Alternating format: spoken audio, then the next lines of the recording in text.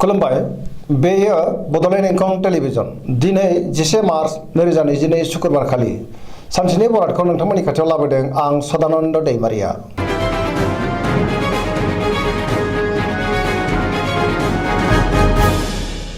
सिगां फरायनो लादों मेष राशि गिबि हांखो अ ल। दिनैनि साना जोबोर मोजां पजिटिभ एनार्जिनि गोहोम गोग्लैगोन। गोसोनि साननाय आरो लुबैनाया मोगथाङाव जाफुंगोन। गोसोखौ दिनै जोबोर गोजोननाय मोनगोन। बहाबा दावबायहैनो खाबु मोननो हागौ। गोबां मोजां खाबुबो फैनो हागौ। सिगांनि बबेबा जेंनाखौ दिनै गोरलैयैनो सुस्रांनो हागोन। गोसोआव पजिटिभ साननाय फैगोन। गोथों आरो गोग्गो साननो रोंगोन। गियाननि आंखाल जानाय नङा। बयजोंबो गोरोबनो रोंगोन। गुबुननि अनसायनाय मोननानै गोसोखौ दिनै बांसिन गोजोननाय मोनगोन। गोसोआव पजिटिभ साननाय फैगोन आरो गोसोनि बोलोआबो बांगोन। देहाया मोजाङैनो थागोन। रांखावरियाव जोबोर मोजां होनजायो। आरजिनाय धोनखौ दोनथुमनो हागोन। मोननो गोनां धोनखौबो दिनै मोननो हागोन। बेफार फालांगियाव जोबोर मोजां मुलाम्फा मोनगोन। मावनो लानाय खामानिखौ थि समावनो आरो गोरलैयैनो मावफुंनोबो हागोन। न'खराव बिसि फिसायनि गेजेराव अनलायनाय फैगोन। बिदा फंबायजों मोजां सोमोन्दो थागोन। बिमा बिफानि अननाय आरो बोरखौ मोननो हागोन। लाइमोनफोरनि गोसोआ दिनै जोबोर रमान्टिक जागोन आरो गावबा गावनि गोसोनि साननायफोरखौबो फोरमायलायनोबो हागोन। पजिटिभ एनार्जिनि गोहोम गोग्लैगोन। धोरोमारि बिथिङावबो गोसो दुंखांगोन। फरायसाफ्रा दिनै फरायनायाव गोसो दुंखांगोन आरो मोजां फिथाइ मोननोबो हागोन। जायखि खामानि मावा मानो मोनफ्रोमबो खामानियावनो दिनै जाफुंसारगोन।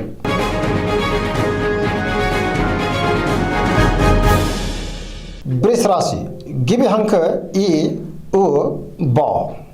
दिनैनि साना मोजां आरो गाज्रिनि गेजेरजों बाबेनलांगोन। गोथों आरो गोग्गो साननो रोङाबो जानो हागौ। गोसोआव आला खाला साननाय फैगोन। गोजोननि आंखाल जानो हागौ। गोसोखौ दिनै जोबोर गुलाय गुजाय मोनगोन। न'खराव बिसि फिसायनि गेजेराव अनलायनाय फैगोन। बिदा फंबायजों मोजां सोमोन्दो थागोन। मावनो लानाय खामानिखौ मावफुंनोबो हागोन। रांखावरियाव मोजां नाथाय अब्लाबो नाङा फाङा खरसायाबो बांगोन। बेफार फालांगियाव मोजां होनजायो। देहाया दिनै बारा मोजां थानाय नङा। गोबां रोखोमनि देहायारि जेंनाजों मोगा मोगि जानांनो हागौ। जानाय लोंनायाव सांग्रां जानांगोन। गुबुननि गोसोखौ बोनो गोब्राब जागोन। मावनो लानाय खामानिखौ मावफुंनो हागोन। सोरबा लोगोनिफ्राय गाज्रि खौरांबो मोननो हागौ। लाइमोनफोरनि गोसोआ दिनै जोबोर आला खाला जागोन। नेगेटिभ एनार्जिनि गोहोमबो गोग्लैनो हागौ। सांग्रां जानाया गाहाम।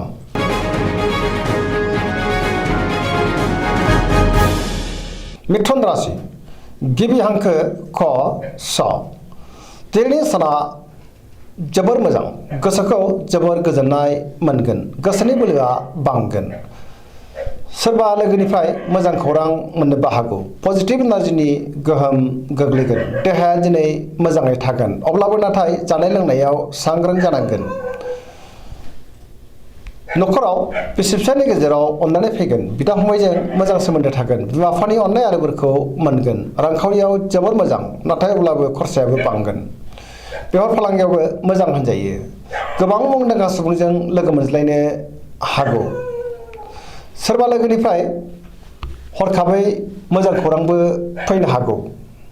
गोसोनि साननायफ्रा जाफुंगोन। लाइमोनफोरा दिनै जोबोर रमान्टिक जागोन आरो गावबा गावनि गोसोनि साननायफोरखौबो फोरमायलायनोबो हागोन।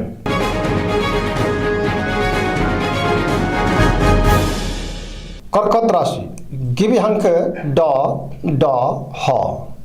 दिनैनि साना जोबोर मोजां। गुबुनजों मोजां सोमोन्दो लाखिनो रोंगोन। जेरावबो गोजोनै थानो हागोन। गियाननि आंखाल जानाय नङा।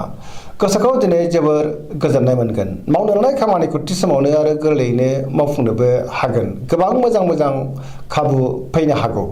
रांखावरियाव दिनै जोबोर मोजां नाथाय अब्लाबो खरसायाबो बांगोन। मोननो गोनां धोनखौ मोननो हागोन। आरजिनाय धोनखौबो दोनथुमनो हागोन। बेफार फालांगियाव मोजां मुलाम्फा मोनगोन।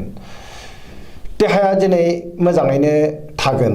अब्लाबो नाथाय जानाय लोंनायाव सांग्रां जानांगोन। पजिटिभ एनार्जिनि गोहोम गोग्लैगोन। गुबुननि हेफाजाब मोननो हागौ। न'खराव बिसि फिसायनि गेजेराव अनलायनाय फैगोन। बिदा फंबायजों मोजां सोमोन्दो थागोन। गोसोआ दिनै जोबोर रमान्टिक जागोन आरो लाइमोनफ्रा गावबा गावनि गोसोनि साननायखौबो फोरमायलायनोबो हागोन। फरायसाफ्रा फरायनायाव गोसो दुंखांगोन आरो मोजां फिथाइ मोनगोन।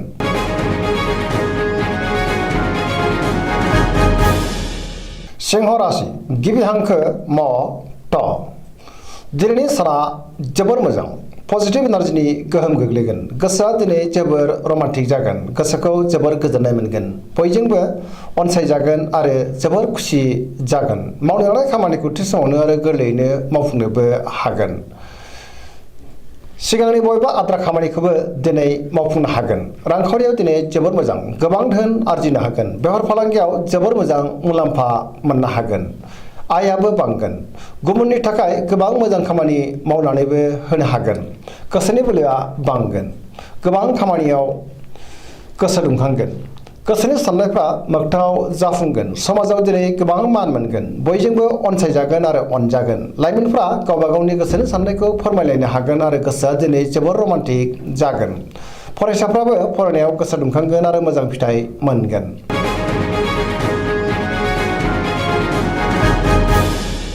कन्या राशि गिबि हांखो प ट दिनैनि साना जोबोर मोजां गोसोनि बोलोआ बांगोन गुबुननि गोसोखौ गोरलैयैनो बोनो हागोन गोबां मोजां खाबु फैनो हागौ गोबां मोजां खामानियाव मुखुबबो थागोन मोनफ्रोमबो बिथिङावनो सांग्रां जानो रोंगोन बयजोंबो गोरोबनानै खामानि मावनो रोंगोन गुबुनजों मोजां सोमोन्दो लाखिनो रोंगोन गोसोनि बोलोआ बांगोन गोसोखौ दिनै जोबोर गोजोननायबो मोनगोन सोरबा लोगोनिफ्राय मोजां खौरां फैनो हागौ समाजाव दिनै गोबां मान मोनगोन मावनो लानाय खामानिखौ थि समावनो आरो गोरलैयैनो मावफुंनोबो हागोन गुबुननि गोसोखौ गोरलैयैनो बोनो हागोन रांखावरियाव दिनै जोबोर मोजां अब्लाबो नाथाय खरसायाबो बांगोन बेफार फालांगियाव मोजां मुलाम्फा मोननो हागोन देहाया मोजाङैनो थागोन नखराव बिसि फिसायनि गेजेराव अननानै फैगोन बिदा फंबायजों मोजां सोमोन्दो थागोन लाइमोनफ्रा जोबोर रमान्टिक जागोन आरो गावबा गावनि गोसोनि साननायफोरखौबो फोरमायलायनोबो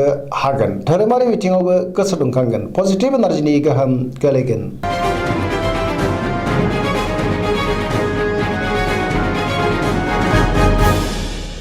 तुला राशि गिबि हांखो र ट दिनैनि साना जोबोर मोजां गुबुननि अनसायनाय मोनगोन बयजोंबो मान होजागोन गोसोखौ दिनै जोबोर गोजोननायबो मोनगोन पजिटिभ एनार्जिनि गोहोम गोग्लैगोन गोसोनि बोलोआ बांगोन गावनि गोसोनि साननायखौ गुबुननो फोरमायनोबो हागोन गोसोखौ जोबोर गोख्रों मोनगोन गोसोनि साननायफ्रा मोगथाङाव जाफुंगोन सुथुरखौ गोरलैयैनो फेजेननोबो हागोन मावनो लानाय खामानिखौ थि समावनो मावफुंनो हागोन देहाया मोजाङै थागोन लोगोफोरनि हेफाजाबखौ मोननो हागोन रांखावरियाव दिनै जोबोर मोजां गोबां धोन आरजिनोबो हागोन आयाबो बांगोन नखराव बिसि फिसायनि गेजेराव अनलायनाय फैगोन गुबुनजों मोजां सोमोन्दो लाखिनो रोंगोन समाजाव गोबां मान मोनगोन बेफार फालांगियाव गोबां मुलाम्फा मोननोबो हागोन लोगोफोरनि अनसायनाय मोननानै गोसोखौ दिनै जोबोर गोजोननाय मोनगोन सोरबा आगुनि लोगोजों बहाबा लोगो मोनज्लायनोबो हागौ लाइमोनफोरा दिनै जोबोर रमान्टिक जागोन आरो गावबा गावनि गोसोनि साननायखौ फोरमायलायनोबो हागोन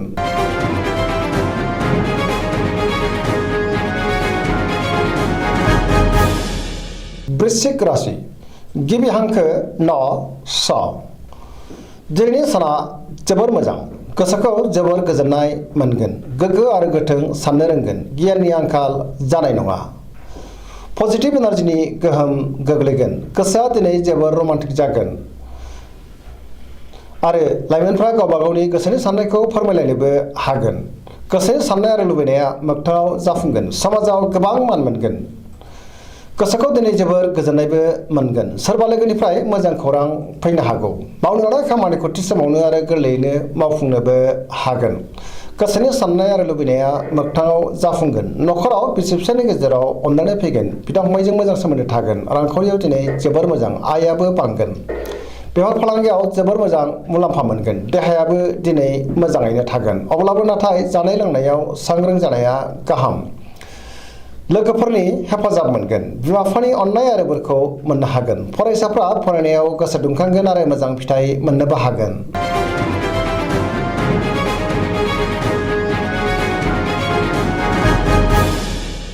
धनु राशि गिबि हांखो ध फ भ दिनैनि साना जोबोर मोजां बयजोंबो अनसायजागोन गोसोखौ दिनै जोबोर गोजोननाय मोनगोन गुबुनखौ अननो रोंगोन आरो गावबो गुबुनजों अनजागोन पजिटिभ एनार्जिनि गोहोम गोग्लैगोन मावनो लानाय खामानिखौ थि समावनो आरो गोरलैयैनो मावफुंनोबो हागोन गोसोनि साननाय आरो लुबैनाया मोगथाङाव जाफुंगोन रांखावरियाव दिनै जोबोर मोजां मोननो गोनां धोनखौ मोननो हागोन आरजिनाय धोनखौबो दोनथुमनो हागोन बेफार फालांगियाव जोबोर मोजां मुलाम्फा मोनगोन। समाजावबो गोबां मान मोननो हागोन।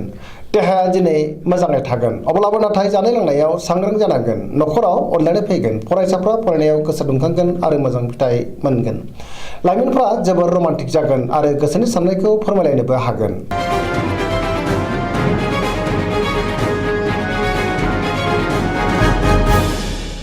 मकर राशि गिबि हांखो ख ज। दिनैनि साना जोबोर मोजां। गोसोनि साननाया जाफुंगोन। मावनो लानाय खामानिखौ थि समावनो आरो गोरलैयैनो मावफुंनोबो हागोन। गोसोखौ दिनै जोबोर गोजोननाय मोनगोन। गोसोआव गोथों आरो गोग्गो साननाय फैगोन। पजिटिभ साननो रोंगोन। देहाया दिनै मोजाङै थागोन। रांखावरियाव जोबोर मोजां। मोननो गोनां धोनखौबो दिनै मोननो हागोन। आरजिनाय धोनखौबो दोनथुमनो हागोन। अब्लाबो नाथाय खरसायाबो बांगोन। बेफार फालांगियाव जोबोर मोजां मुलाम्फा मोनगोन। न'खराव बिसि फिसायनि गेजेराव अनलायनाय फैगोन। गोसोनि बोलोआ बांगोन। समाजाव दिनै गोबां मान मोनगोन। सोरबा लोगोनिफ्राय हरखाबै मोजां खौरां फैनोबो हागौ। गुबुननि गोसोखौ गोरलैयैनो बोनो हागोन। पजिटिभ एनार्जिनि गोहोम गोग्लैगोन। लाइमोनफ्रा जोबोर रमान्टिक जागोन आरो बयजोंबो गोरोबनो रोंगोन।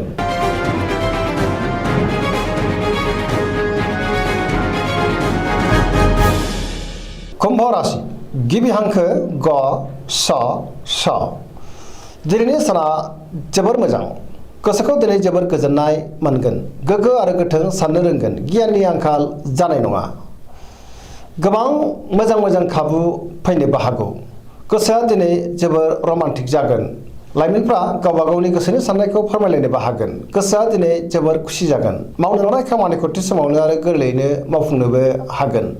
समाजाव गोबां मान मोनगोन। रांखावरियाव दिनै जोबोर मोजां। गोबां धोन आरजिनो हागोन।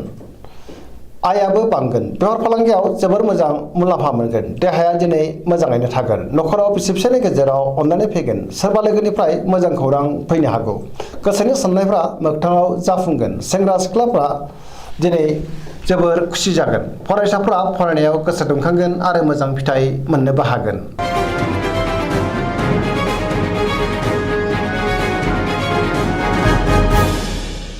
मीन राशि गिबि हांखो ड स। दिनैनि साना जोबोर मोजां। गोबां मोजां खाबु फैनो हागौ। गोदान खामानियाव आखाइ होनो हागोन। गोसोखौ दिनै जोबोर गोजोननायबो मोनगोन। गुबुननि हेफाजाब मोनगोन। गोसोनि बोलोआ बांगोन। गावनि गोसोनि साननायखौ दिनै गुबुननो फोरमायनोबो हागोन। देहाया मोजाङैनो थागोन। रांखावरियाव दिनै जोबोर मोजां। मोननो गोनां धोनखौ मोननो हागोन। आरजिनाय धोनखौबो दोनथुमनो हागोन। बेफार फालांगियाव जोबोर मोजां मुलाम्फा मोनगोन। गुबुनजों मोजां सोमोन्दो लाखिनो रोंगोन। मावनो लानाय खामानिखौ थि समावनो आरो गोरलैयैनो मावफुंनोबो हागोन। जायखि खामानि मावा मानो मोनफ्रोमबो खामानियावनो दिनै जाफुंसारगोन। लाइमोनफोरनि गोसोआ दिनै जोबोर रमान्टिक जागोन आरो गावबा गावनि गोसोनि साननायफोरखौबो फोरमायलायनोबो हागोन। गोसोनि साननाय आरो लुबैनाया मोगथाङाव जाफुंगोन। फरायसाफ्रा दिनै फरायनायाव गोसो दुंखांगोन आरो मोजां फिथाइ मोननोबो हागोन। पजिटिभ एनार्जिनि गोहोमबो गोग्लैगोन। सरासनस्रायै दिनै साना जोबोर मोजां आरो मोजाङैनो बारग'लांगोन। दिनैनि राशि फरायनाया एसेनोसै। जोबनायाव बेखौनो खावलायो जाहाथे नोंथांमोना सानफ्रामबो जोंनि बे बड'लेण्ड इंखं टेलिभिजनखौ नायबाय थायो आरो साबस्क्राइब खालामो, लोगोसे लाइक खालामो आरो शेयार खालामो। एसेनोसै, गोजोन्थों।